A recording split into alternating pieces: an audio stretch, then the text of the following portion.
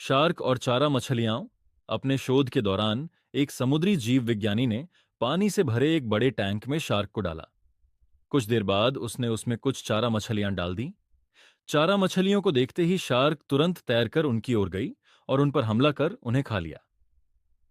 समुद्री जीव विज्ञानी ने कुछ और चारा मछलियां टैंक में डालीं और वे भी तुरंत शार्क का आहार बन गईं। अब समुद्री जीव विज्ञानी ने एक कांच का मजबूत पारदर्शी टुकड़ा उस टैंक के बीचों बीच डाल दिया। अब टैंक दो भागों में बढ़ चुका था।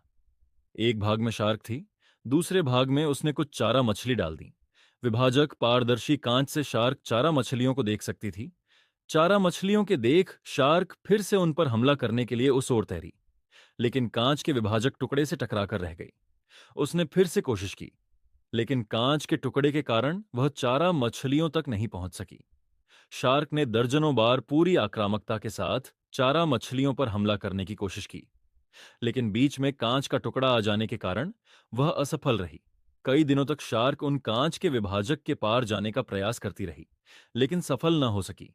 अंततः थक हारकर उसने एक दिन हमला करना छोड़ दिया और टैंक के अपने भाग में रहने लगी।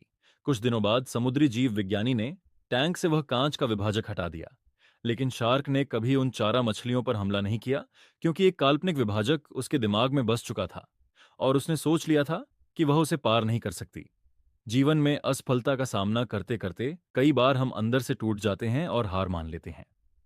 हम सोच लेते हैं कि अब चाहे कितनी भी कोशिश कर लें, सफलता हासिल करना नामुमकिन है, और उसके बाद हम कभी कोशिश ही नहीं करते। जबकि सफलता प्राप्ति के लिए अनवरत प्रयास आवश्यक है। परिस्थितियां बदलती रहती हैं, इसलिए अतीत की असफलता को दिमाग पर हावी न होने दें और पूरी लगन से फिर मेहनत करें।